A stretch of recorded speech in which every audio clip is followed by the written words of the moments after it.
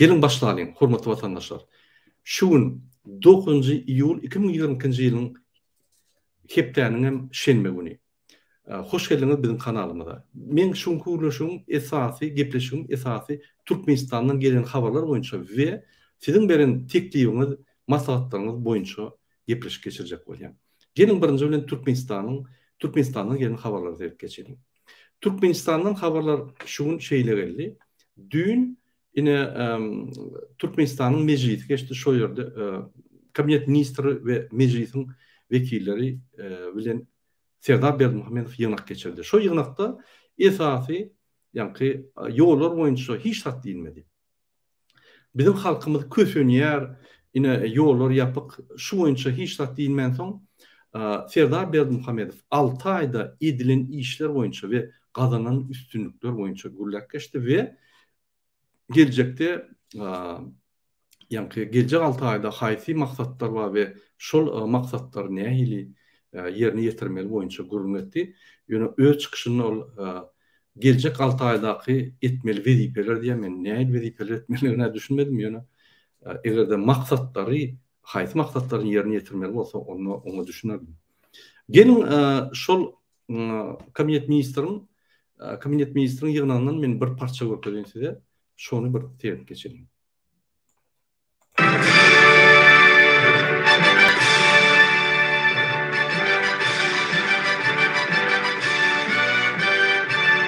Assalamu alaikum hormatly adamlar. Garaşda baqy tarap ýurtmyzdaky seýdirler hem habarlar bilen tanışdyrýan Watan habarlary gepleşmede aşýas. Şugun hormatly prezident we Serdar Berdimuhamedov ministrler kabinetiniň giňişleýin mejlisine geçirdi.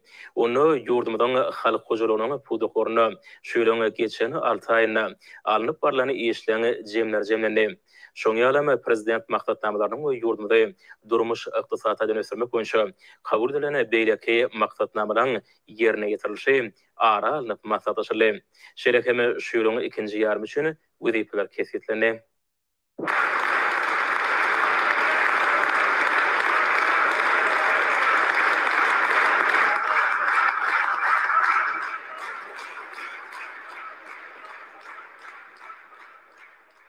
Salam hormatly Ministrler Kabinetiniň agzalary, salam hormatly adamlar. Biz şu Ministrler Kabinetiniň giňişleýin mejlisini geçirýäs. Mejliste ýurdumyzyň ykdysadynyň pudoklaryny şu ýylyň geçen 6 aýyna alınıp barlanan işleriň jemler.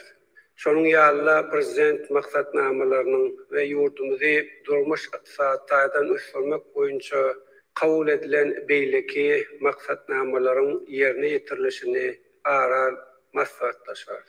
Şeýlem şu ýylyň ikinji ýarymyna öňümizde duran wezipeleri keskitler. Ministrler Kabinetiniň giňişleýin mejlisine Türkmenistanyň Milli Geňeşiniň wekillerini, welaýatlaryň häkimlerini, ýokary okuw mekdepleriniň rektorlaryny, gazetlerin we jurnallaryň redaktorlaryny hem de beýleki ýol başçylary çağırdyk. Biz Ministrler Kabinetiniň başlygynyň ornmasarlarynyň, aýry ministrleriň, welaýatlaryň häkimleriniň hasawatlaryny dinler. Olaryň alyp baran işleriniň netijelerine baha berer. Hormatly Prezidentime we Ministrler Kabinetine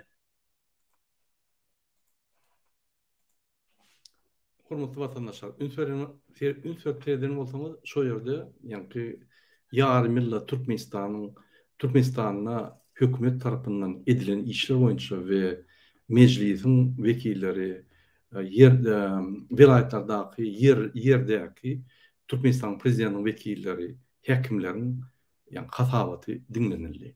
Şol hasabatlar ol bir robot ýaly ýygnaklar, şowrzatlar onun okuyan zatlaryny käbäk öldürän düşünýänler. Tebe statistika dol ýalan. Bul bir Türkmenistanyň prezidenti öz giňişleýin kabinet ministri geçirenne şolary bundan meter puxta saklamak üçin hiç ýyl özgörüşler, hiç ýyl reformalar etmän ýa reforma, revolýusiýon şolary maslahatlar, pikirleri ýa programmalar düşündirmän, meýnamalar bermän diňe boş göründüş. Şu ýaly 32 yıldan beri şol gaýtanlyk gelýär. Ine şoň üçin bizde hiç ýeri öňe gidişlik ýok. Sen bunun ýygnaklaryna tersen, mektepdäki muallim bilen ýa-ni okuwçyň arasynda ýygnak ýaly. Gepleşik ýok, monolog bar. Bu soraw berýär, olam öýler bolýar. Şu ýa-ni ara alyp maslahatlaşmak, gepleşik zatlar ýok. Ine şoň üçin şu ýaly inisiatiwasy prezident, sowatsız prezident, onun daş döwründäki diňe şoňa wepaly bolan adamlar ýygnap, sowatsız inisiatiwasy diňe wepalylygy bilen ýa-ni aýratyny tapawutlanýan adamlar ýygnap, bular Türkmenistany öňe giden akademikler diňe ýygyp gelýärler. Şoň üçin Türkmenistan ösür diýip pikir etmeň ýa gowruşur diýip pikir etmeň ünsüriň 6 ayda edilen işleri analiz edip, yani şuları baka verip, 2,5 yıldan beri bizim halkımız daşına doğru kötünüp, adap çepip, öýlerine gitmeyen, maşgalar pıtrak gidip otuyor, çağalar inesiz, antasız, kakasız, babasız, ösk gidip otuyor. Inesiz, şu zatları üns vermeyen, şurayal vacip meseleleri seyretmeyen, gaytip, iqtisadi meseleleri seyreden kişi olup, yani öz wepaly jüw ministrlaryny ýygnap, şolar bilen ýygnaklar geçirip, boş ordatlar gürnölýär. Sebäbi ine men prezident sizem, ýa-ni prezidentin daşyndaky adamlar bir zatlar edýär diýip halka görkezmek üçin almak üçin. Ine şoň üçin buların esas maksady Türkmenistanyň newitgady näçe köp çykaryp bolsa satsa, şondan şo pullary ogurlamak. 80% günü Berdimuhammedow Gurbanowyň şoňy diýär. Galan 20%'dan bolsa jüw ministrler bilen Serdar paýlaşýar. Serdar Berdimuhammedow Türkmenistan prezidenti. Serdar Berdimuhammedow Türkmenistanyň iki goşa dyrnyň aşagynaky Gurbanowy prezidentiň kömekçisi. Sebäbi Serdar Berdimuhammedow ýygnak geçirse, ýygyny Berdimuhammedow Gurbanowy ýygnak geçirýär. Şoň üçin o Serdara köp ynanlygym. Ýöne biz 2 ýyldan beri görüşen soň şuny Gurbanowy Berdimuhammedowyň saglygy tarapdan we ukyplygy tarapdan suud etdik. Bütün dünýä sowatsız, bihepbek, gödök, hiç sada ukypsız adamdygyny, şonu bizim bilen görüşüp bilmeýän, gizlenip, Halk Meclisiniň ýa-ni Milli Geňeşiň ýolbaşçysy bolup, öňe kömek hasabyna usileniýa oğlunu getirip onu prigorit etdi. Yani öz oğlunu en ağır ýagdaýa saldy. Şoň oğlu ministr bolup getse de hiç tak bolmaz bolýar. Mundan meter öz gany işlerine oğlunu saldy. Inni oğlan şo gany adam öldürmeli, adamlar gynamaly, şol işlerine goşdy we ýürütmeli etdi. Hormatly vatandaşlar, ýeni bir ýatda diýen şol adamlar Serdar Berdimuhammedow, Gurbanowy Berdimuhammedowlar, ata-oğul ikisi Türkmenistanyň halkyna hiçin haýyrly iş eden oklar. Ünsüriň kabinet ministri geçirilýär. İň ýanyp duran sorawlar Türkmenistanyň grajdanlarynyň pasportlaryny düzeltmek, Türkmenistanyň grajdanlaryny Türkmenistana getirmek, Türkmenistanyň epidemiýanyň öňüni almak häzirki günde o zatlar sedilmän. Ol robot ýaly her ýyl ýa-ni iýulda 6 aýda edilen işler ýylyň soňam bu torýa bolýan, fevralda ýa-ni şol soňky 6 aýda edilen işler we ýyllaky edilen işler şol ýaly ýa-ni hasaplar berilýär. Olam statistika duruşuna ýalan hasaplar berip, ýalan ýygnaklar geçirip bizim wagtymyzy çekýär. Türkmenistan döwleti öňe giden nokta gaýtyp öňkü nokdadan çökgüli otyr. Ine şuraya kabinet ministrler Türkmenistan'ı üstürmeli, gepleşikler geçmeli, monolog değil, bir adam diňe özü gürläp oturmaly, şoňa soraw berilmeli, soraw jogaplar alınmaly. Ine şuraya kabinet ministrleri geçirmeli. Giňeşleýin bolanda hemmeti aşağı seredip ýazyp ýa-ni okuwçylar ýaly seretmeliler. Ýa-ni alyp barjak Türkmenistan prezidenti wezipesi Sehelçe ulu beýleklerden. Olur ýaly oňa garar ýaly, olur ýaly oňa sereder ýaly, ýüzüne garap bilmeli ýaly. Ol adam ýa-ni ne ukyby bilen, ne tejribesi bilen, ne akyl bilen saýlanýan adamlardan. Şonuň üçin meniň pikirimçe Beýerde kabinet ministrinin içine adamlar gorkup saklaýarlar we meclisin Milli Geňeşiň wekillerinden gorkup saklaýar. Şoň üçin şolar ýyllarynda da serp bilen ok ata bolny. Indi biz öz gepleşigimizi dowam edeli. Men ýene bir aýtjakladym, ine iýul aýynyň başynda Türkiýe, Azerbaýjan we Türkmenistan wekilleri üýüşüp seden bolsaňyz Türkiýanyň birinji ministri gelip gitdi. Türkmenistana şolar şertnama baglaşdy. Şol şertnamada 70 sany madda gol çekildi. O ýerde 3 tane döwletiň arasynda vizasyz hereketleri etmek, diýmek Türkmenistanyň graždanlary Azerbaýjana we Türkiýede vizasyz gelip bilerler. Azerbaýjanyň graždanlary Türkmenistana vizasyz gelip bilerler. Ya da Türkiýe vizasyz gelip bilerler diýip ýa-da şertnamalar baglaşdy. Ýöne Türkmen hökümeti şu zatlar halkyndan gellep gaýtyp Türkiýe bilen vizamyz bar. Siz gidip bilmersiňiz intek açyk viza häzir viza ýerýär. Türk döwleti bilen garaşyň intek viza alyp gidersiňiz diýip wagt çekip şolary çykarman biltleriň bahasyny ummasyz galdyryp halkyny çykartmajak bolup daşyna halkyna gorkup getirmejek bolup. Ine şu meclisde geçende Serdar Berdimuhammedow görkezme berýär. Hukuk gorýan gurumlaryna we meclisiň wekillerine, Milli Geňeşiň wekillerine her zat edin, propaganda ýöredin. Türkmenistanyny ine hemme zat parahatly, durmuşymyz parahatly, asmanymyz parahatly. Serdin Özbegistana, serdin Gazakstana diýip aýdylýar. Gazakstanyň problemasy bilen Türkmenistanyň problemasy miňdeşräk ýöne türlü zatlar. Gazakstana Nazarbayew 45 ýyldan bäri dolanyp gelýär döwleti. Onuň ady, şäherler bellenildi. Ol halis halkyny bizar etdi. Ine şondan halka onu aýyrjak bolup, inni şu Nazarbayew çydamdy ok diýip çykdy. Şonu da ortalar gelip ýa halka gitdiler. Ine bolup geçen zat. Inni Özbegistana serdim. Şu Özbegistana serdim. Özbegistan ýaly biziňki değer bizim asmanımız parahat.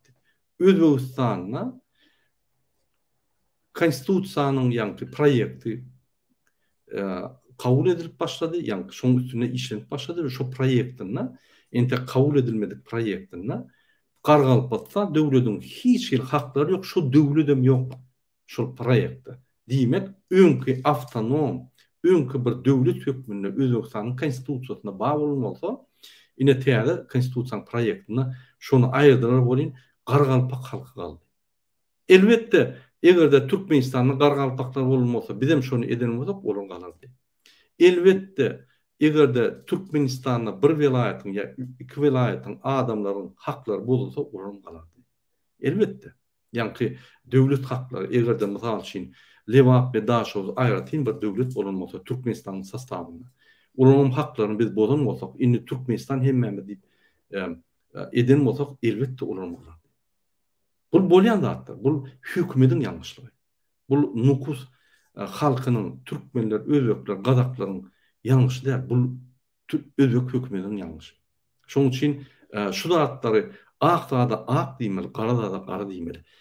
Şular çalyşyp, ýa propaganda şu makinasiýalar edip adamyň beýnini ýükledýär. Ine şoň üçin Türkmenistanyň parahatçylygy, Türkmenistanyň asmanyň parahatçylygy ol Serdar Berdimuhammedow bagly. Gurbanuly Berdimuhammedow bagly. Ol 100 ýyllarça bäri dowam edip gelýär. Şoň üçin oňa ýa-ni olar bagly. Ine şoň üçin biz olaryň ýa-ni gazanyň üstünlüğü diýip hatap etmeler. Bu bizim halkymyzyň we bizim daş döwrekde halkyň gazanyň üstünlüğü. Bizim regionumuzda uruş yok. Öňkü Sovet döwletlerinde uruş yok. Diňe bizde de Azerbaýjanda da ýa-ni öz ýerlerini ally nimede Özbegistana ine nukus bolmadyk bolsa uruş yok. Gazakstana, Täjikistan bilen ýa-ni Özbegistany kim uruşdurýar? Täjikistan bilen Özbegistan bilen Kyrgyzstan kim uruşdurýar? Ýa-ni Rossiýa uruşdurýar. Şonuň üçin ol bir Serdar ýa Gurbanuly Berdimuhammedow gazanan üstünlükleri. Indi biziň efirimizde Nurcan goşuldy. Nurcan hoş geldiňiz. Salam. Bayramlaryňyz gutly bolsun. Sizin hemmeňiziň bayram hemme sadakalaryňyz edýän arzu bolmaly. Amin. Allah'ın eştin. Amin. Amin. Amin.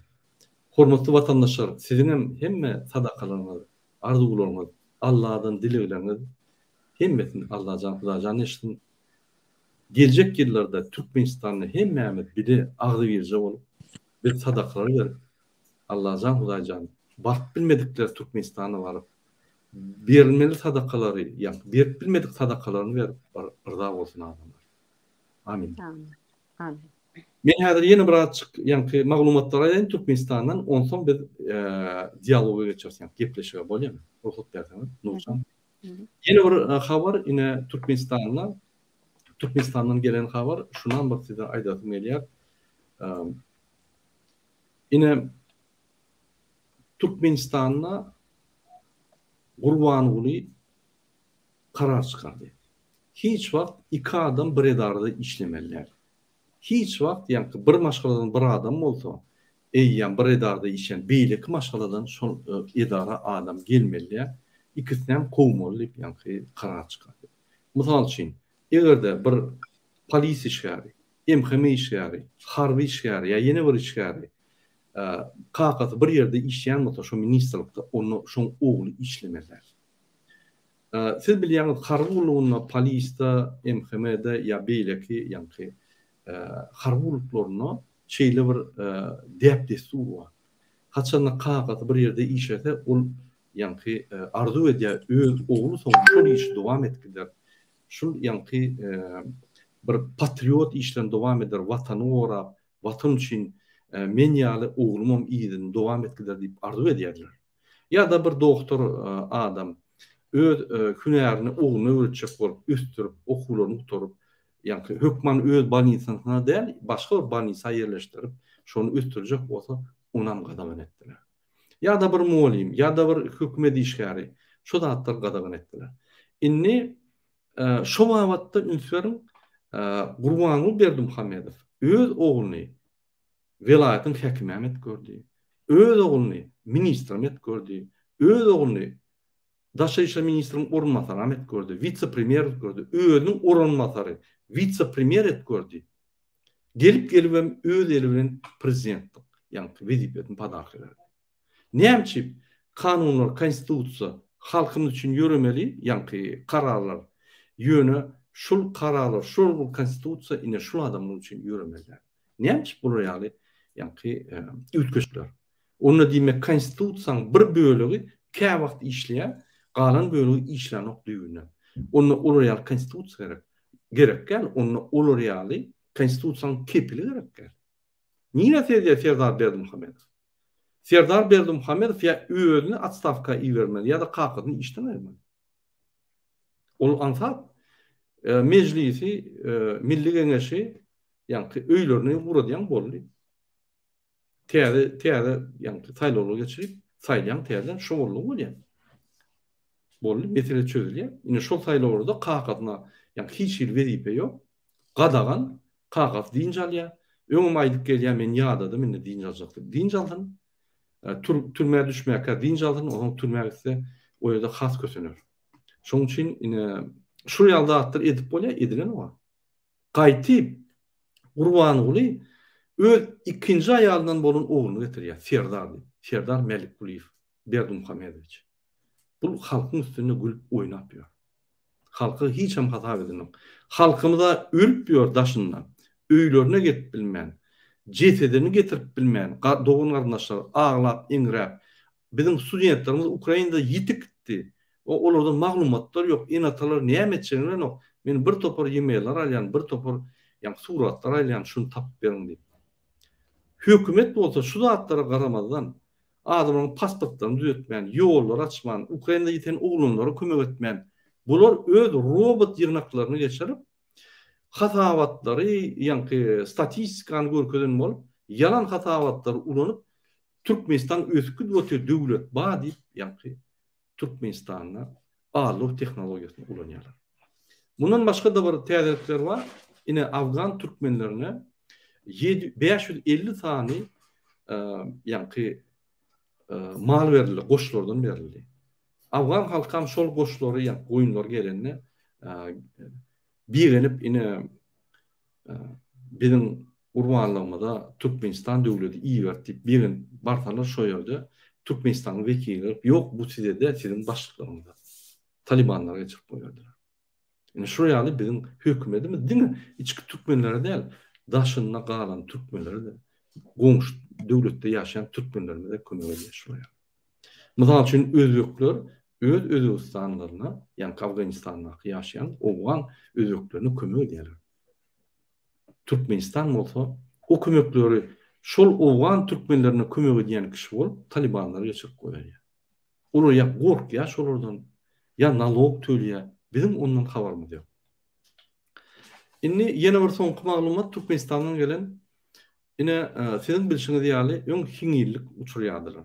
Ýani gurbanlyk wagtda 3 gün ýani her ýerlerde gurulýar hiňillikler mikroraýonlarda ýani o kiçik owalarda gurulýardylar. Ine şo ýerde adamlar hiňillik uçýardylar. Ol bir däp destur ýaly bolup galdy soňky wagtlar. Men şunu ýadymdan çykartdym, meni düzeltdiler. Şo ýerde ýaş gyýylar ýani ýaş olanlar ogurlap öýlenýärdiler şolar. Şol ýaly dep destur batda, dep destur. Ýani gyýylar gaçyp gidýärdi durmuşa we durmuşa çykýardylar. Indi şol zatlar bolmady ýaly gaýtalanmady ýaly her hiňiliň ýanyna 3 tane polis işlerini, käwagtam emkemi işlerini goýdular, gelip aýlanyp gider ýaly. Şu ýalda bolaýmasyn, şu depde soru bolaýmasyn, nägirlik döräýmesin birden, şoýda uruş turaýmasyn, oň inatat galyp, munyň inatat galyp bir uruşlar bolaýmasyn, adamlar nime dämesin diýip ýanky şoň öňüne almana polisler dipdiler. Ol bir gowzar ýöne muny başgaça etmeli. Meniň pikirimçe bu ýaly gödük etmeliler. Onun için mesela için Fransa devletlerine onu animatorlar diýerler. Mesela için ağır yani has hukuklu mikroraýonlarda ýürüti içinden saylanan halktan adam tutunýar. Ol içallerler. Bir sözünü düşünüp bilýän awraly adamlar saylap şolar bilen işleşýärler. Şolar şo ýerde adamlar düşündirýärler, hukuk ýagdaýlar soýýarlar we şolar ýaşayan adamyň ýani aç şikayetden gelip hökümete aýdyp talep edýärler. Ine şu ýaly iki taraplaryň işleýärler şol adamlar. Ine şu ýaly adamlar bilen işleşmeli hökümet. Baran ýerine, gören ýerine polis bilen emheme dykmalylar. Täze bizim polis emhememiz inni hem adalet görýär. Bizim ýani etmeliler zatlar hem edip ýörler, ulunp ýörler. Ol bir näme dogry? Olary ýani gerek ýerine öz hünärmentleri boýunça ulanmaly. Mesela için muallimleri öz muallimçiligi boýunça ulanmaly. Adamlara bilim bermek, çağlara bilim bermek boýunça ulanmaly. Bular bolsa näme diýär? Hatda muallimler hem hepde bir kedek polis bölümine dejurstva goýa, o ýerde öz maşinleri bilen gurgurlar gelip polisler bilen zadержание edýärler. Ine şu ýaly soğusuz adamlar Türkmenistan dolandyrsa, ine şu ýalda diňe bilim ministrligine, diňe polis guluguna, diňe hukuk goraýan gurumlarda däl-de etem beýleki budoklarda da bolýar. Ine şunuň bilen men öz ýani Türkmenistandan berje habarlaryny tutardym. Indi bolsa biz Nurçan bilen gepleşige geçeli. Nurçan şu ýerde sesiniz ýok. Şu ýerde bir soru bar.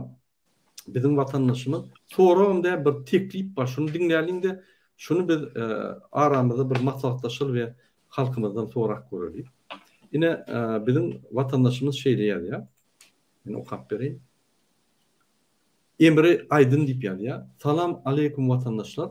Ýollary yapıp saklamagynyň sebebi 2023-nji ýylyň sentýabr aýynyň 27-sine paçalyk geçer. Urban boly.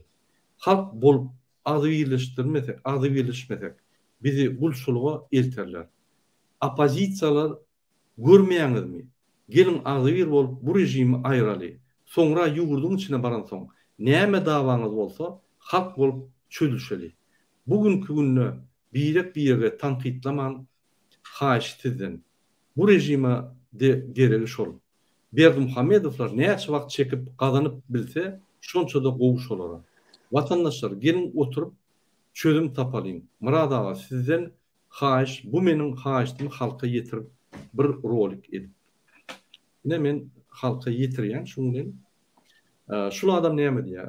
Hormatly vatandaşlar, opozisiýa birini tanqid etmeýän goýuny birleşip Türkmenistan düzdürliğinde ağzı birce yaşap Türkmenistan'ı üstürülün diye.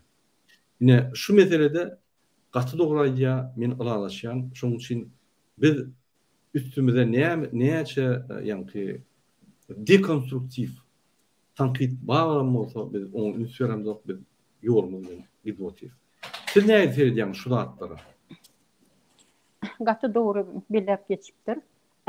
Benim öz gözümde her yedek aytiyan millet birleşelim, ağzı bir bolalım, ağzı bir olsak bir zady iş, bir ulu iş edip bileriz. Yani görün, hatta Karakalpakistan'da adamlar nähili derecede yaşayadılar. Onlar bile ayağa kalktılar. Bugünkü täzeliklerde Sri Lanka kalktı ayağa. Hemmesi öz azatlığı için. Näme üçin biz edip bilemiz ok. Näme üçin biz bu bunyalı şekillerde yaşamak zorundamayız. Yani biz adı ütgetmeli. Men yadan avtorun sözlerine goşulýan. Sağ olun.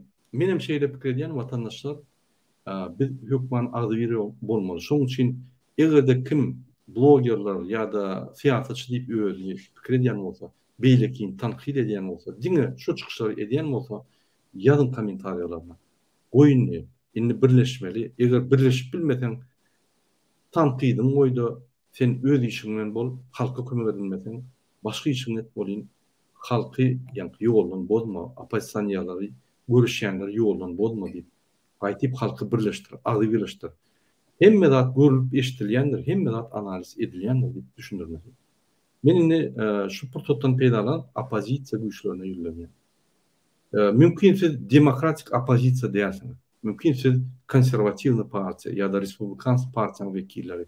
Sizin maksatlarınız Berdimuhammedow ayırmak ve mümkin demokratik döwletlerle parlament döwlet urmak ya başka bir zat urmak mümkindir.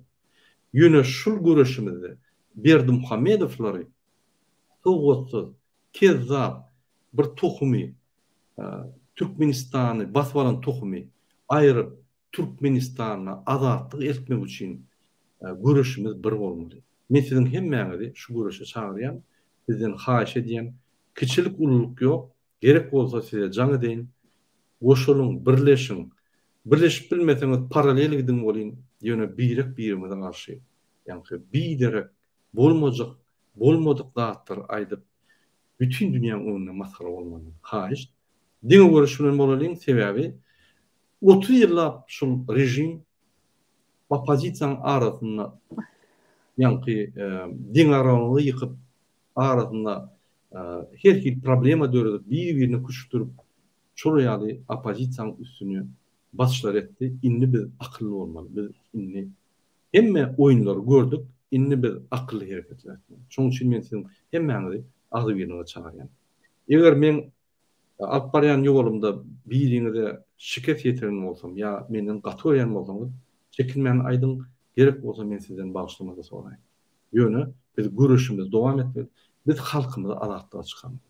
Bul iki sany kezzapları aýryp bir topar mundan meter kezzap jü ministrler bar. Olum şolun tohumundan işlerini görüp hemmeleri ýani jezatyny bermeli. Hormatly vatandaşlar, ýene bir goşulykdadym.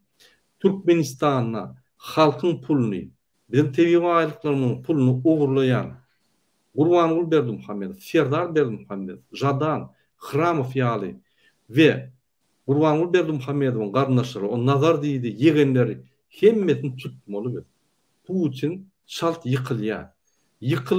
Ýykylýanyny eşitseňiz derrew şolary gawan. Biz şolary gaçma diýip tutmaly sebäbi olaryň ogurlanan milliardlaryny biz hökümetiň büdjetine geçirtmeli. Olaryň ogurlanan hemme mülk, hemme ýanky pullaryny daşary ýurtda, içeri ýurtda hemmelerini biz Türkmenistanyň halkyna ýygyna bermeli. Şoň üçin Putiniň ýykylanyny eşitdiňiz, derrew şolary tutup etmeliler. Men sizden şonu haýyş edýän. Indi ýene bir soraga bizim ýanky vatandaşlarımızdan soğurum değerli bir maslahat şunam dinlerdi. Kerim Uli tatıvallaydı ya. Emhemeler halkın öylerine barıp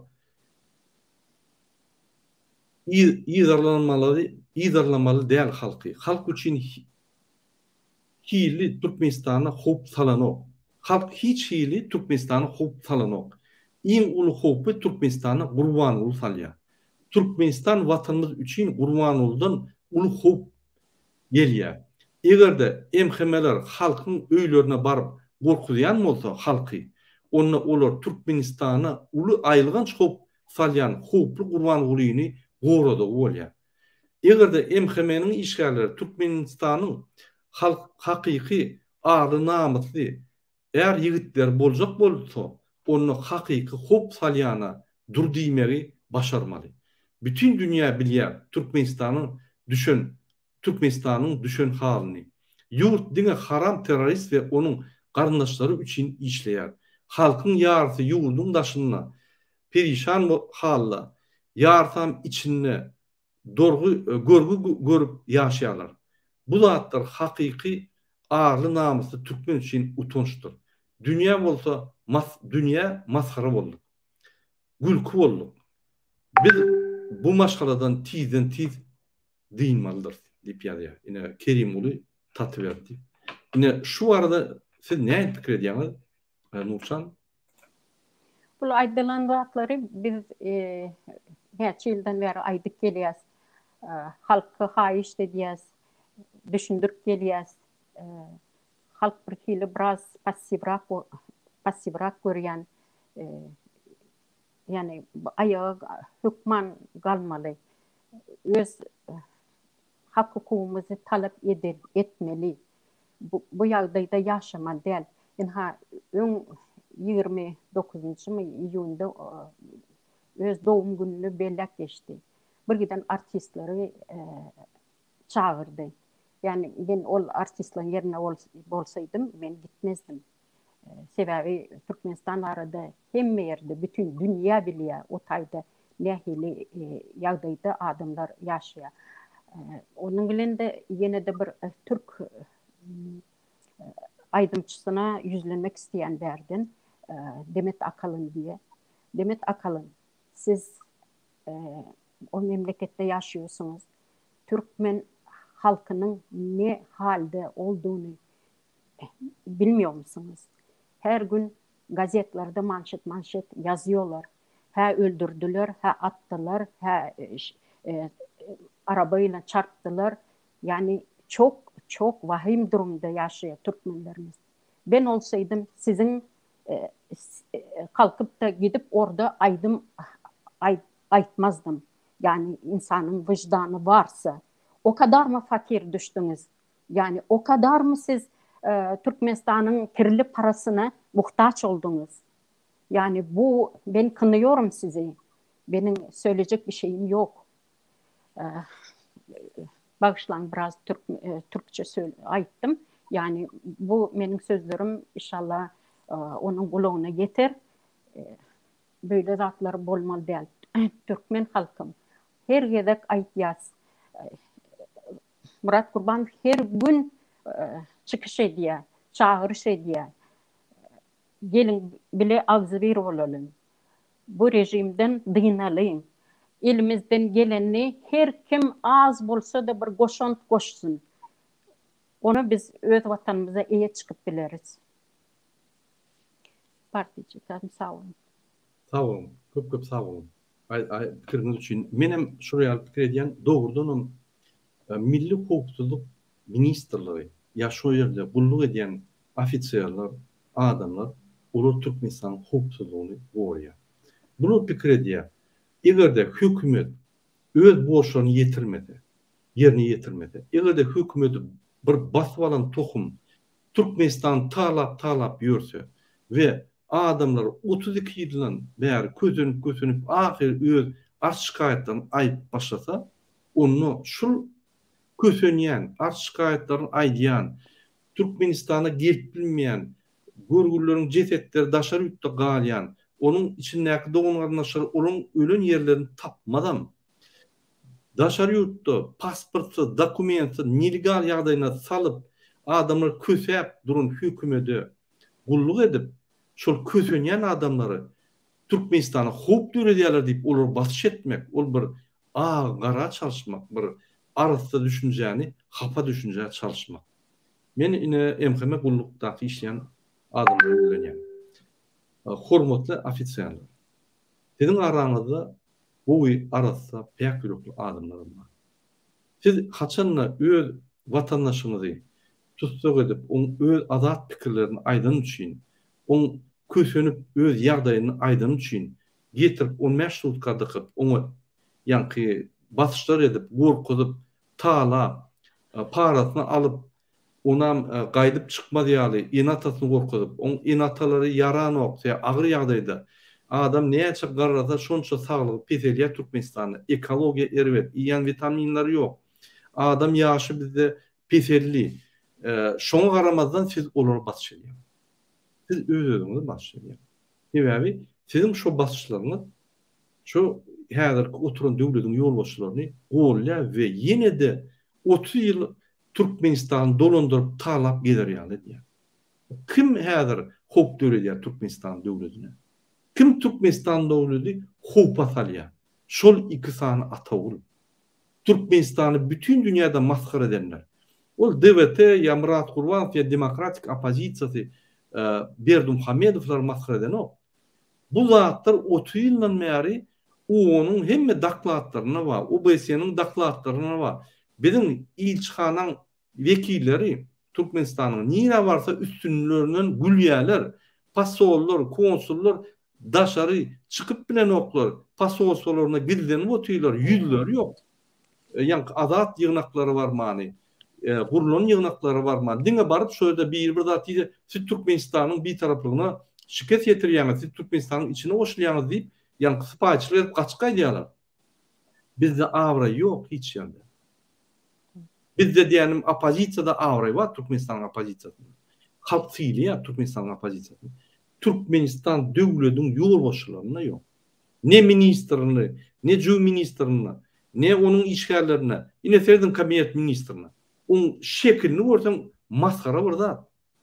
Ya şahçyklar ýaly ulu adamlar akly, tejribesi inni bolmaly derejesine yeten adamlar mektepde ýazyp dik ayak durup onun arasyna bir gyýgyr ýaram. Arkadan Serdar Şöhret, arkadan Serdar Şöhret. Utanç değil mi o da? Bütün dünya seyredip durar. Bütün dünyanın meclisleri, bütün dünyanın hükümetleri öz halkına en ervet misal hükmünü görkezýär. Ine Türkmenistan ýaly bolarsyňyz, şeýteniz. Bu maskarçylyk değil mi? Bu eýýän Türkmenistan'ın döwleti, Türkmenistan'ın häkimeti, Türkmenistan hopa salanyny değil mi? Ya düşünen zokmuş olarlar. Ya sizin internetiniz yok, bilen zokmuş olarlar. Türkmenistan'daki adamlar öz haklarını, öz hukuklaryny, öz konstitusiýasyny gorayan adamlar, konstitusiýadaki haklaryny gorayan adamlar Türkmenistan'a hop salany o. MHM işgärleri siz bir zada düşünün. Egerde Türkmenistan'daki ýaşayan bir ýaşaýjy öz konstitusiýon haklaryny aljak bolýan bolsa, siz hem şoň üçin oňa gelip basyş edýän bolsaňyz, onu şo konstitusiýany karar çıkaran, yani karar bilen şonu yani ikrar eden meclisi ve Berdimuhamedov'u türmeye basın. Şolar şok konstitusiya olacaktı. Şolar şok konstitusiyon hakları şol adamlara verdi. Ola adamlarda günah yok. Qaytyp şoları türmeye basın. Ne yapıp buraya demokratik konstitusiyanı verdiniz? Halkımız yani proteste çıkacak bolýar. Halkımın ne ýagyllygyny bilýär, arlarına ýa. Eger siz paraholunu dowam edýäňiz diýip ular türmeye basın. Halkda näme günah? Ömüm halkı gıynap şunu eltdiniz abi. Utunan yokmuş o zatlar. Ya bilen yok mu? Ya şu zatları bilip niye yatýaňyz? Ananın ine Putin yıkılýar. Putin yıkıldygy bir günüm rejim durmuyor. Putin yıkılacağım hak. Putin izgoy oldu. Putin bütün dünyada dine iki devlet olýar. Talibanlar bilen Eritreýa şu dünyada en hukuk bozulyan devletden biri. Dine Putin'in pulunu yaşayan devlet. Başka olyan yok. Hatta Kazakistan, Özbekistan bolýan. Bu ikisini atawul bolsa, Putin gelip bir elini ıssa ayağına yıkılıp yankı vatanı satıp iksan dönüp ine şular vatanı satıp dönüklüğe diyorlar. Ine şular tutak etmeli. Onun doğun kazançlarını tutak etmeli. Türkmenistan'ın bütçesini yarıp Türkmenistan bankrotsa getirdiler. Türkmenistan bankrot. Onun ne manadı yörüyor. Ne manadın hümmeti var. 32 yılda şular hümmedini ne manadın hümmedini koyup bildiler. Maskarçılık değil mi? Anın seyredin Azerbaycan, Özbekistan, Kazakistan, hatta Talibanların yani Afganistan'ı doğruları çarşıp oluyor. Şolun uçta olan bir 30-40 yıldan beri uçta olan devletin pulu doğrulara çarşıp oluyor. Yürüye, hümmeti var. Hani manadın hümmeti var mı? Onu yani maskarçılık diyor ama şu da hatları ünit verin. Şunun için şu yan kaydana adamın siz Türkmenistan'a hop salyan bir çüylük tohumu Türkmenistan talak gelen adamları tutman Türkmenistan'a hop salmayan dargap duran Türkmenistan için öz vatançılık borcunu yetiriyen adamlara hop salyan deyip olurgu siyahat. Diýmeksiz Garadağ'ın taraftarı diýmeksiz Erwet Dağ'ın taraftarı. Şunun için şu da hatlara ünit verin. Mine şeyle düşünýän bilemek yönü Doğru. Doğru. Men de %100 siz bilen alaşýan böyle ýagdaýlar gaty kyn milleti ezýärler. Ulu real bolýan bolsa, onda Türkmenistanyň ulu real parahat asman hemme zat gülýal bolýan bolsa, näçe pir adam Türkmenistanyň çykyp gaçjak bolýar. Näçe öz mülklerini ýanky bir 10 esse ardan satyp gaçyp bilse ardan bolýar. Näçe her bir Türkmenistanyň iň ulu arzuwy Türkmenistan taşlak. Hani onu şu zatlar bağ bolýan bolsa, o kabinet ministri näme geçirýär? Birinji şu zatlar çömmeler, şu zatlar yani çözülür yani adamlar Türkmenistan'a yaşasa girer yani. Gaýtyp Türkmenistan'a gelip gözellüğünü yani Türkmenistan'ın adalatyny görüp şu ýerde ihlasly yaşar yani. Şu zatlar çözmeli. O kabinet ministri robot statistikany görkezip hamalamış hükümet işleýämiş, hamalamış yani atasynyň ogly hereket edýämiş, döwlet dolandyrýarmış diýip ol spektakllar kime garagan? Halkımız inanmıyor. Televizor görýän ýok. Şol maskarçylyk däme? Vatan programmady görýän ýok. Dine hökümetdäki işleýänler görýär, erti biziň edaramyz ýapan olaýmasynlar diýip ýa seredýär. Başga seredýän ýok. O ýerde maglumatlar ýalana. Ol maskarçylyk däme? Hakyky türkmen halkynyň öňünde häkimetiň maskarçylygy däme? Şol ýaly maskara intek bütün Türkmenistanyň taryhynda häkimet maskara bolup görünýär. Şunun için vatandaşlar biz hökümet uğratda çalp düzeltmeli şu anda. Bolmasa biz sivilizasiýanyň iň ýyky ýanky hataryna otyr hemme şu adam zady gorýan zat bolýan bolsa ýa klassifikasiýa bolsa biz şu ýerde iň ýygy demirgaly Koreýany ýa ozup geçýär ýa bile gujoklaşyp otyr şu. Onu maskarçy. Men şondan çykyş etip başladym. Şoňa gaharym gelip namusyma degildi. Öz garnaşlaryny görüp bilemek, Türkmenistana bark bolanok bir iksan idiot bu zatlary ýa bolmady ýalet goýdy. Men şoňa düşünemek. Näçe şu ýan zat bolýar. Ine Özbekistanyň diktatura bar. İstenen adam bark gelip bilýär, çykyp bilýär. Ondan sen nirä gidýän, näçe geldiň diýip soran. Öz watandaşy azat tutmak. Bizde şu zatlarym ýok. Ya alın ine Azerbaycan, alın Kazakistan. Bizde şu zatlarym ýok. Tiýajistanda da var. İstenik wagt çykyp bilýän, giyip bilýän. Problema ýok. Orta Aziýanyň iň maskara döwleti. Bak dünýäniň maskara döwletine döndü. Bu maskaraçylykdan çykmaly adamlar. Indik sonra ýanyň öz kommentariýaňyzda näme pikir edýäňiz şu biziň watandaşymyň diýen zady boýunça. Zayn Waykiki ýazýar. Assalamu alaykum Muradaga. Doğru bellep geçtiniz. Ol Gurbanoğlu Türkmenistan'ı öz çüylük tohum bilen basıp alacak bolýar. Her vilayette şolor. Vatandaşlar bizim yatı vereli entek Türkmenistan'a barıp asuda yaşar deyip arzum etmeyen. Ol bir hıyaldır. Hemmeňizi bul ýaly görýärler. Interim doğa edin aktivistler bolun için burwanlygynyň tohumy gorkýar. Aktivistler haramlygynyň tohumuna gorku döretdiler. Bolmasa ýagdaýlarymyz bundan beter bolardy diýip. Zayin Waykiki ýaly. Sen näme pikir edýäň şu meselede? Zayin Waykiki doğru bellep geçipdir. Doğru aýdýar. Adamlar hergede aýdylýar. Çıkın, geplen, öz hakukuňyzy talap edin, özüňizi ezdirmäň. Bu gelip mesela mahkeme işgärleri ya polis işgärleri her kimin öýüne girip beýde bir maskaraçylyk edip adamları talap ya da bir haklaryny böyle ne etmeye, ezmeye hiç hukukları yok. Eğer de biz yani daha da köp olsak, birleşsek, bu rejimi hükmen yeneriz. Böyle zat bu çıdamalı değil biz. İnha diyecek zatlarım. Doğru. Sağ olun nuksan pikirleriniz için. Yine biz häzir sentýabr çelli akçylar gurnamaz. Sentýabrdan başlap biz hüjüme geçer. Protestler, akçylar gurmak başlar yerlerde. Şoňa çelli biz halkymyza diňe media meýdançylaryna bilimler berip, biz halkymyza Türkmenistanyň bolup geçen dağıtları düşünürüz. Biz halkymyza Türkmenistanyň geljegi boýunça düşündürüşler berip. Biz halkary gurmalar bilen işler. Hattary ýazar. Türkmenistanyň bolup geçen dağıtları Türkmenistanyň ýollaryny açmak boýunça bir topar batyşlar eder. Diýmek biz media meýdançylaryna we halkary gurmalarda görüşimiz dowam eder.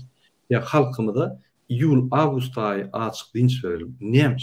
Birinjiden gaty ysy. Köçe çıkarmak adamlar kyn bolýar. İkinciden çağajyklaryň ýani dinç alış wagtlary enatalar urulen bolmaly bolýar. Onun köp wagty ýok. Ýöne sentýabrdan başlap biz hüjüme geçer. Sentyabr, oktýabr, noýabrlarda hüjümüň iň aktiw wagtlary bolar. Şoňa taýýarlyk görüň. Öňünden ýat, biz ýatışamyz. Hereketler gidip dur. Başga ýerlerde ýöne halkynyň arasyna akçylary, görüş akçylary, görüşücü akçylar, ýani protestler, ýygnanmalar, hemme zatlar biz sentýabrdan ýene ýokary galdyk işläpdiler. Şoň üçin ýene şu zatlary öňünden aýdasym gelýär. Ne şu ýerde bir watandaşymyz bir poro berdi. Birinji ýanky bizim gelejegimiziň diýen zatlaryny men goşuljak bolýan. Nuçanyň belläp geçdi. Dogry. Aktivistler ine beýdýärler, eýdýärler diýip bilersiňiz. Ýöne biz köp zadyň öňüni aldyk. Köp zadyň, ýani köp ölümleriň öňüni aldyk. Biz aýdyp başladyk. Ýani görkezip başladyk. Biz görüşüp başladyk. Rejim gorkup adamlar ünsüp başlady. Ýadyňyza salýan 2 ýyl mundan ozal siz çykanyňyzda siz maliýaly, ýani nalog salyp, pullaryňyzy alyp, samolyotdan düşürüp, eýdip daşynyna itýan ulaşýarlar. Konsullarda, pasportlarda. Inni düzgün ýetgedi. Inni halk, adamlar öz haklaryny talap etip başladylar, öz nägeliklerini bildirip başladylar. Türkmenistanyň içinde de ýokardan gelen buyruklar bar. Arşykaýatlaryny kanagatlandyryň, gaty tiýdi ýagdaýda halkyň gaharyny getirmän, halk birden galaýsa, size de bize de soňumuz bor diýip, ýani aýtyp hökümet gorkutup başlady. Öz ýani ýokary wezipelerdi işleýän ýolbaşçylar. Ne bu üýtgeçikler aktivistler etdi. Bundan başga üýtgeçikler köp, ýöne esasy syýasy üýtgeçikleri aktivistler etdi. Aktivistler ýol gorkutup başlady. Aktivistler ýol açyp başlady. Elbette bizim aktivistlerimize berilecek sorular köptür. Edilýän işlerine ýançlyklar köptür. Elbette. Ol bir her adam rymyllaryna hereket edenine ýançlyklar bolýar. Ýöne ol öz maksatlarynyň çepede giden ok, sagda giden ok. Öz maksatlaryna dönüp eden ok. Gidýär. Ýançyrak gidýär, ýöne gidýär, öňe. Ýene düzýär ýoluny gidýär. Şoň üçin aktivistler bolan hemme adam aktivist bolup bilmez. O mümkin näme?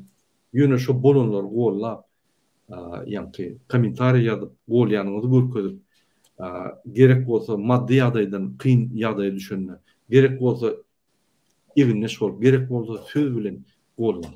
Aktivistler birinci görüş başlar, aktivistler kötünler, erteki günü aktivistler atılır, aktivistler yani batışlar ediliyor, aktivistler öz maşgalaryny risk koyarlar. Ine şolar halkın ýagdaýyny düzeltjek bolup hemme huk zatlaryny öz üstüne ýükleýärler.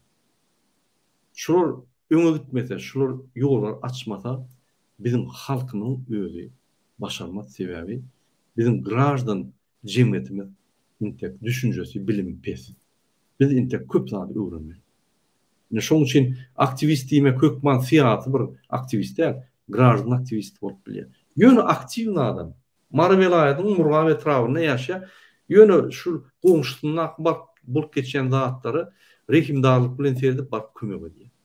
Bunun bir aktif bolu, bunun bir aktivistçiliğin bir görünüşü. Yine bizim vatandaşımız şeyle olmalı. Komşun derdine kömek etmeli. Komşun kösönyaka kömek vermeli. Bir yerin kösönüşünü görsen, olan bir yerin oğuldur, bir yerin çağıtır, bir yerin kakattır, kömek etmeli. Bir yerde kanunlar bozulsa, şu kanun bozulun adamın tarafını tutmalı.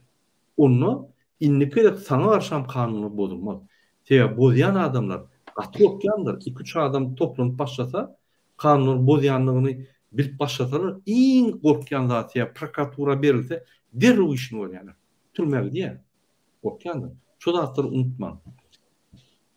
Şimdi şöyle bizim bir vatandaşımız sonra var ya da, Murada ömrümüzü boş dağda sarp edip oturursanız, bu aydanlarının eşeğin kulağına da Yasin okap oluyor diye. Yasin Okanyalı. Yasin Okanyalı diye. Men diyecek olayan da adım, yine adamlar önköyek men bir bilen bir kırılıştığında, o diye, burada bu dağıtlar boşlayıp, elimde yaragalı bir çözüyet mesela. Şimdi şu bir iyi bir gırıkını okut, gırık hareket ve bizim alt barayan işimiz. Bunun tapağı ne? Gelin şunu seyredelim. Elimizde yara alır diyelim. Kim yara alsın? Neçe adam? Bütün halktan bir 150 adam taparsın.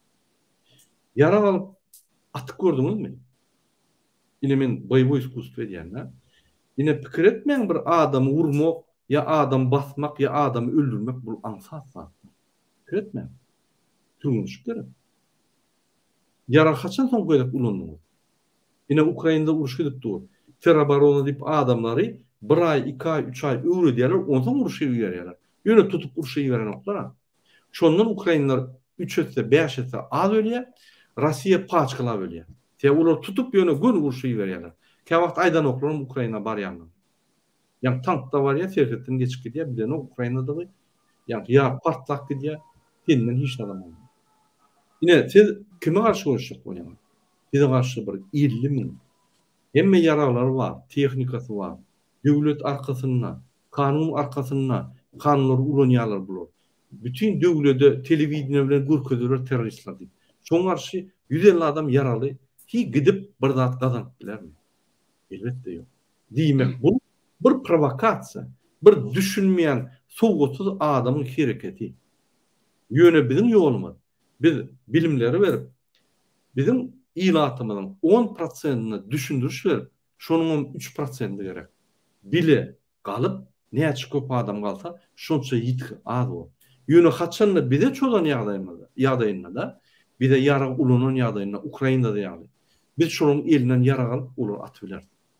Yöne şona çelli, bizim yara kalmana hakkımız yok. Yani biz parahat yolla baryanımız ve parahat yolla isteklerimizi kanatlandırmalıyız, talep ediyor. Konstitusiyanın esasında. Eğer de olur yaragılı bize karşı yani yara ulunsa onunla legitim defans deyip bir kanun var. Sana karşı bıçak gelse senin bıçak ulunmana hakkın var. Sana karşı pistolet gelse senin pistolet ulunmana hakkın var. Yine sana karşı bıçak gelse senin puşk ulunmana hakkın yok. Sebebi ol yani bir neçe etse yukarı yara oluyor şol bıçaktan. Yani şol denglikler olsa onu bütün dünya kanunu boyunca her adamın hukuku için kanunlara layık geliyor. O başka vurun.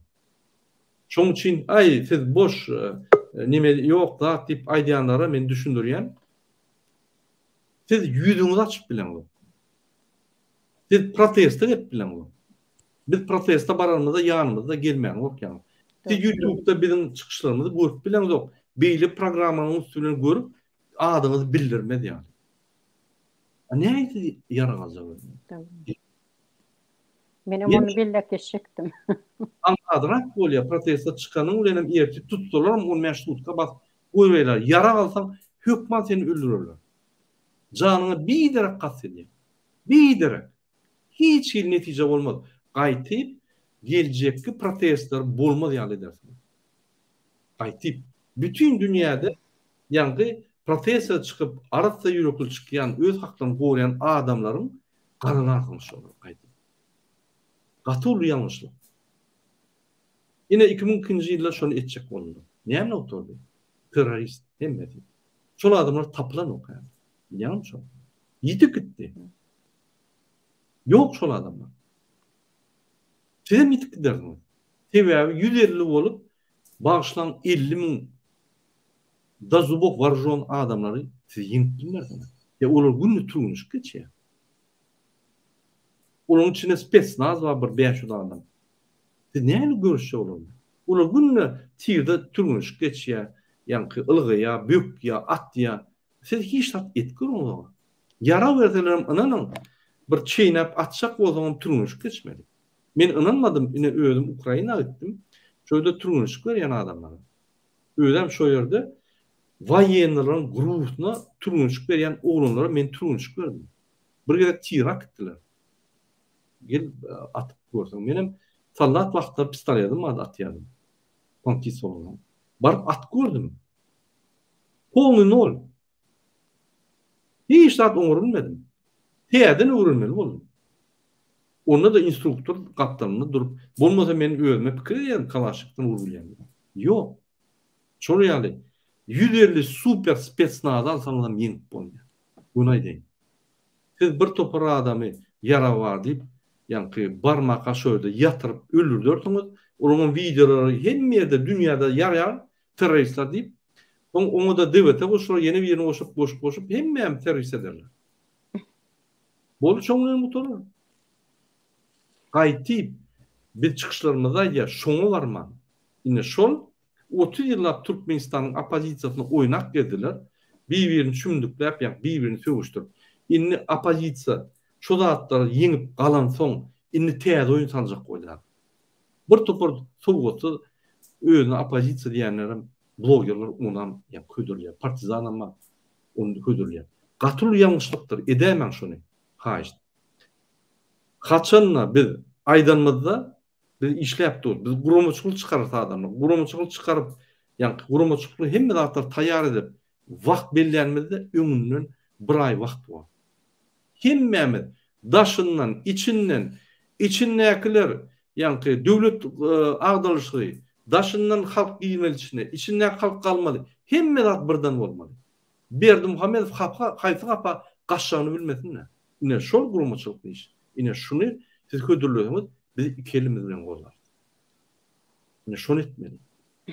Şular şu bir zat gerek olsa, şular yeňmek için biz 3 zat tapmalı. Şular hiç tıp bilmedi yad etmeli. Yine onunla akıllı olun. Onunla akıllı hareket. Ne şoň üçin ine şuraya düşündüşler. Siz näme pikir edýäňiz? Nurcan, şu meselede. Doğru. Doğru diýäňiz. Ýa-da böyle bir yara galyp çykjak ýagdaýda däl. Siziň aýdyşyňyz ýaly türgenleşip geçirmeli, ol elinde bir saklap görmeli. Nurcan internet kesildi diýen vatandaşlar. Ine bizim yani efirimizde Musa goşuldy. Musa hoş geldiňiz. Assalamu alaykum. Murada assalamu alaykum vatandaşlar. Wa alaykum bayramlarınız kutlu olsun Musa. Sağ olun. Sizin kam hemme Allah can Hudaýjan ırda etsin, yerini etsin, Allah iştin hemme arzu bolmaly. Amin Allah. Hemmemiz bile olsun. Ada. Siz bizim gepleşigimizi eşitdiňizmi ýalňyja bizim ýanky düşündürüşimdi. Şo ýerde bir topory çağırýar. Bu boş gurulmalardan zat bolmaly. Biz ýara almaly, biz çykmaly, biz ýanky hökümet basyp almaly. Biz bolsa basyp düşündirdik. Näde? Öz pikiriňiz näde? Şu meselede.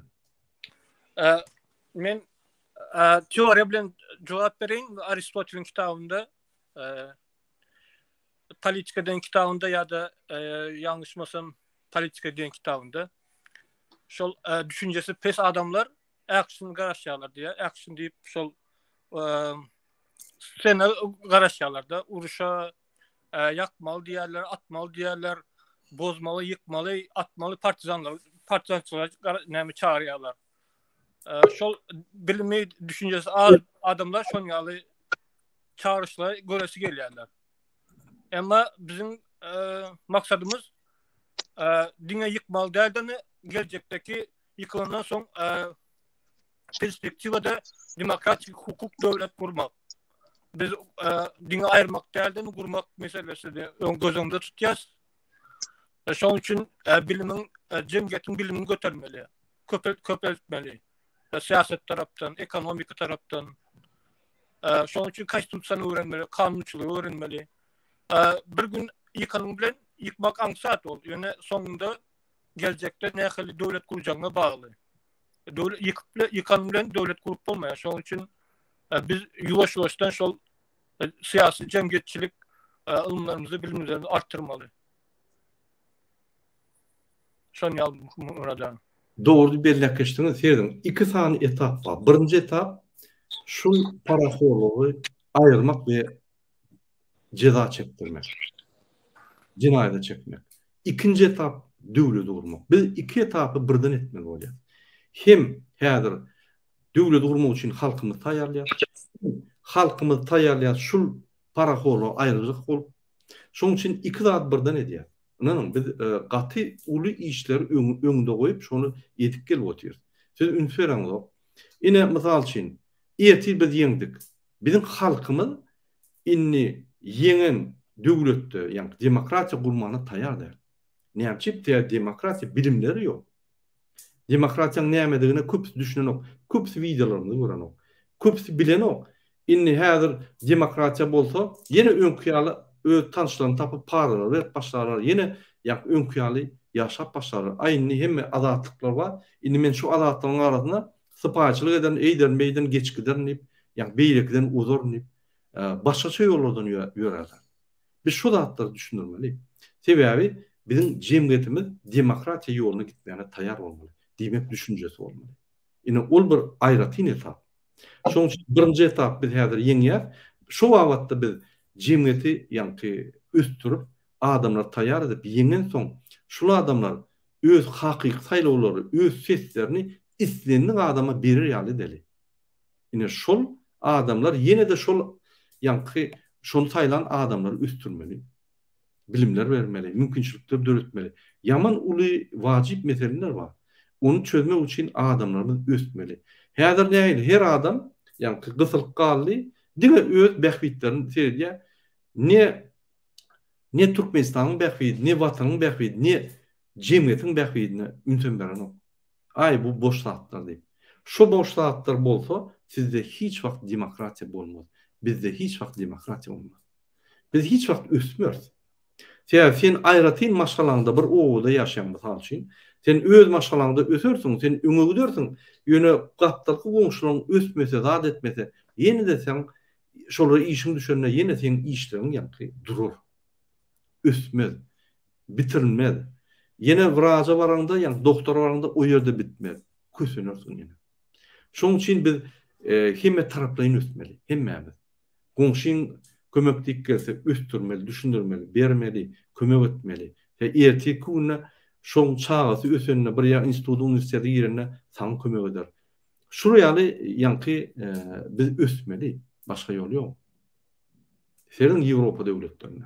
Elbette devlet, hükümet öser ýaly mümkinçilikler döretmeli. Häzirki mümkinçilikler ösmedi ýaly döredildi. Diňe gysmaly, diňe gadagançylyk etmeli. Bu ýaly siyasatda biz öňe gidilmez we Türkmenistan ösmez. Ýene şu meselede Nurcan, sen näme pikir edýäňiz? Aýdylan zatlara goşulýan konstitusiýa bar, ýöne onu işleden oklar.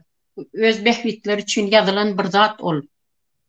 Onun için bizim o konstitusiya özgörlükler girkizmeli, halkı düşünmeli, halka düşündürüp hem da ayıtmalı, öğretmeli. Eğer bilmeyen olsalar. Yani bu ýagdaýdan çıkmalı biz. Doğru. Inni biz bara şuňlen efirimizde bu toraly wagtym inni boldy, wagt köp çekmäli. Men häzir sizden haýyş etjek boýanladym. Musa we Nurcan 1 minut, 3 minut näme maslahatyňyz bolsa, näme aýtjaklaryňyz bolsa, ine bizim watandaşlarymyza aýdyp bilersiňiz. Musa sizden başlaýaly. Ne ilkince vatandaşlarımla bayramçılık bilen kutlayan ulu bayramçılık İbrahim Aleyhisselam öz oğlunu nähli söýse de Allah'ın yol için fida etmene tayar bolupdyr, kurban etmene. Bu simbolik bayramdy we bizem bu şol Türkmenistan'ı söýýän bolsak, öz maşgalarını söýýän bolsak, çağlarını söýýän bolsak, öz canımızı bermekden bir zatdan fida etmeliğini düşünmeli, kurban etmeliğini düşünmeli. Fida etmen, kurban etmen hiç saat kazanıp bolmaya. Şoň üçin bismillah diýip Allah'ın yolu için, adalet için göreşmeli. Hemmenizi çağırýan birlige, agzy birlige. Agzy birlik diýenim el tutup beremeli däldini bir hemmemiz bir vatandaş bolup bir-birimiz aramızda dialog kurmaly. Bir konsepsiýa düzmeldini öz maksadymyza ýöremeli. Şoňa çağırýan beni bir bayramlarımızı kutlayan, berýän sadakalarımız kabul bolsun, Allah razı olsun. Sağ olun. Sağ olun Musa. Şu temany bizim tek yine köp gürleşer. Bizim şu ýaly men soraw alarym sizin ýazan zatlaryňyzdan. Soň ýürüýte gepleşikler eder. Ya gıdıklı soraw berýäňiz. Şonuň üçin oňa aýratyn wagt sarp eder. Indi Nurcan size ses berýän. Aydın. Men de özlerimde kurban aýryňyzy kutlayan, berilen sadakalaryňyz kabul bolsun. Elinizi vicdanınıza koyun. Ak yürekten yapışın bu işe. Biz bu işe başladık. Kellemizi koyduk, elimizi koyduk, yüreğimizi koyduk. Bu öz vatanımıza dolanıp gelmeye hememiz tayin olmalı. Bu yara mara işleri bir kenara atın, aklınızdan geçirmem. Demokratik yol bilen girmeli. Konstitusiya zatları öğrenip yavaş-yavaştan hemmedade öğren girmeli. Diyecek zadım yani bu bellek geçtiniz Murat Kurban, siz de Musa da men goşulýan aýdylan zatlara vatanıma, halkıma da ynanýan. Gelecekte öz vatanımızda Kurban Bayramı inşallah bellek geçer diýip umyd edýän. Sağ olun. Köp sağ olun Nurcan. Hormatly vatandaşlar, şuňky gepleşigimizde bizim esasy aýtjak bolýan zatlarymyz serdim. Häzir demokratiýa Orta Aziýa gelip başlady. Özbekistan, Kazakystan, Kırgızstan, Täjikistan bular geç giderler demokratiýa. Biz galmaly şolardan. Biz gaýtyp, ýani şolardan üň bolaly. Sebäbi Belarusiýada, Rossiýada, Ukrainada demokratiýa ýolları giderler. Bular keýpine giden demokratiýa ýolları. Demokratiýa ýolunyň iň wajypdygyny düşündiler. Sebäbi o ýerde azatlyklar bar. O ýerde iş azatlygy, sen kösün başga döwletlere gitmeliler. Sen Türkmenistandan çykjak bolsaň bir topar spravkalar ýygyna, bir topar kellagtlar etmeliler. Bilin alın internetden samalyoda barýan uçup gidýän boldy. Beýlekiler ýaly. Şirketden geçecek bolsaň milyonlarça ýanky bagladan geçmeliler. Pasportyny awtomata goýýanda geçip gidýän boldy. Şoňla. Şu ýaly ýönökleşdirmeli. Bütün dünya ýönökleşýär. Bütün dünyada azatlıklar köpelýär. Türkmenistanda bolsa Türklerin aýdyşýaly gapylýar. Şoň üçin demokratiýa bize gerek. Demokratiýanyň esasy adam gymmatlyklary gerek. Biz adamlarymyza şu gymmatlyklary bermeli. Türkmen halky köpden bäri şu zatlara garşyp dur. Türkmen halky arzuwuna ýeter. Gitjek ýerimiz ýok. Biz onu ya ertir yeter ya da bir yıl alman yeter. hükman yeter. Şunun bilen biz gepleşigimiz torýar. Ýene bir gezek hemmäňizi Gurban bayramı bilen gutlaýas. Berýän sadakalaryňyz, dilegleriňiz Allahjan Hudaýjan eşitinde kanagatlandy. Allahjan Hudaýjan arkamyzda bardyr. Biz hakykat ýolundan, diňe azat ýolundan barýar. Sag bolun. Hemmäňize. Sag bolun. Hoş sağ olun.